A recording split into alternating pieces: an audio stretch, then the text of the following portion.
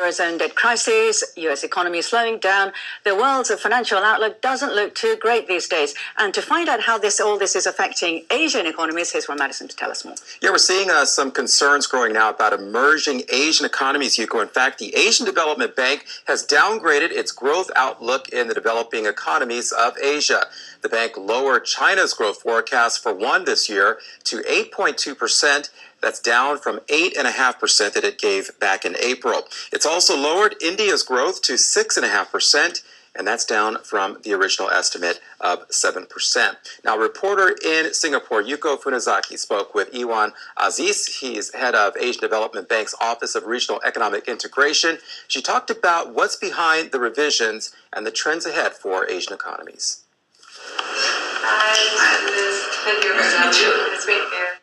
Asian economy in general are open economy, and their interaction with the rest of the world quite high.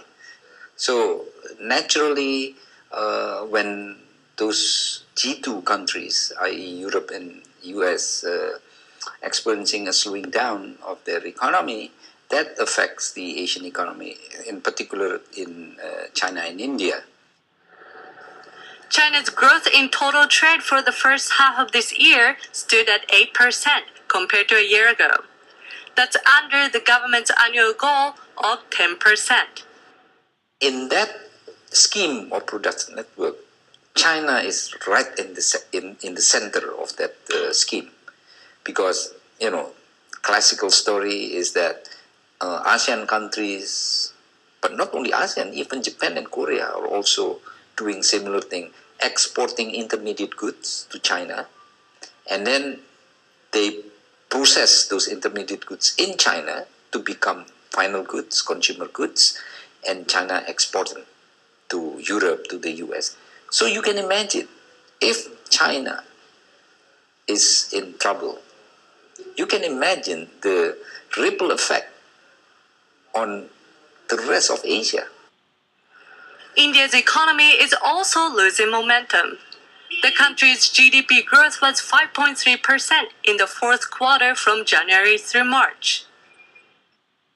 As it says, that Indian policymakers should improve the business environment to stimulate its economy.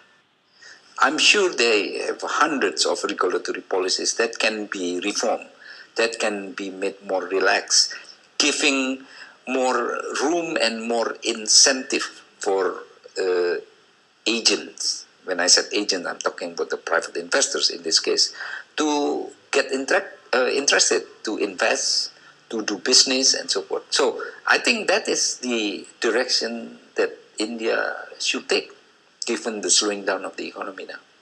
What do you think are the greatest challenges for developing Asia for this year and the next? 2013 is expected to be better than 2012. So in other words, next year is expected to be better. That doesn't mean that, the external condition will be solved. The problem in Euro will be solved. The problem in the US will be solved. No, not at all.